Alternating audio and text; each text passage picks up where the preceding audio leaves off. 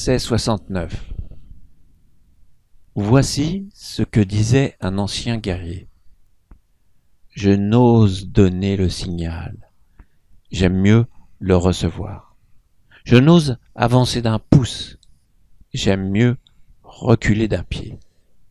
C'est ce qui s'appelle n'avoir pas de rang à suivre, de bras à étendre, d'ennemis à poursuivre, ni d'armes à saisir.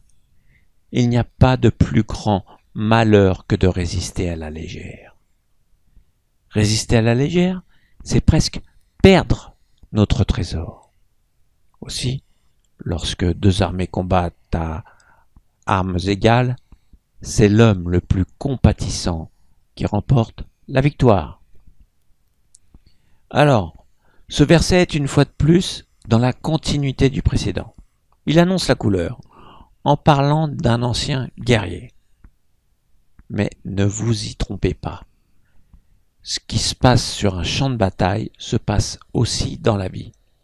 Vous avez déjà entendu peut-être parler de l'art de la guerre de Sun Tzu, qui est une référence absolue pour les chefs militaires. Il a été écrit environ au 5e siècle avant notre ère, mais il n'est pas étudié que dans le domaine militaire.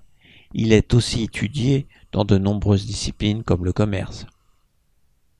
N'oubliez pas que les stratégies militaires peuvent s'appliquer dans votre vie.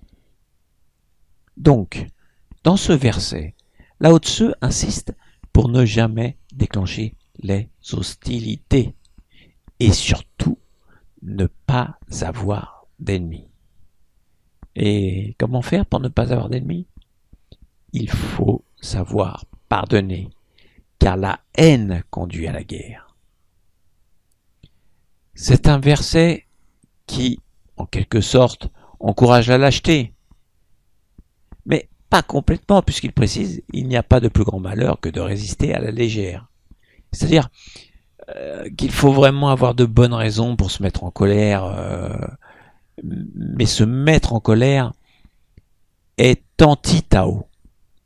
Ce n'est pas le Tao. Disons que c'est un peu l'expression occidentale, il faut marcher sur des œufs. Mais comment peut-on se contrôler quand on est impulsif? Il n'y a pas de secret. Les anciens conseillaient une discipline quotidienne de méditation, relaxation, etc. pour stopper l'impulsion qui pourrait faire des dégâts avant qu'elle ne survienne. Avant une guerre, quoi.